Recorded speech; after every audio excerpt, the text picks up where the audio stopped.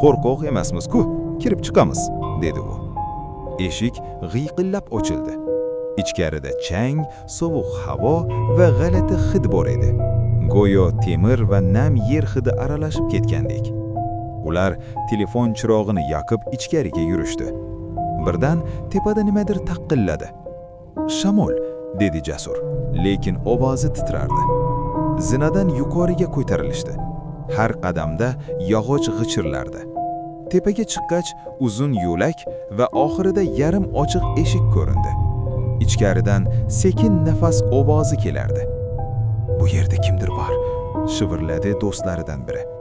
Eshikni ochishdi. Xona bo'm-bo'sh edi. Lekin pol ustida qurib qolgan qora dog'lar bor edi. Devorda esa tirnalgan yozuv.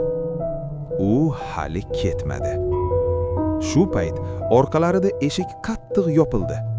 Telefon chiroqlari birma-bir o'cha boshladi.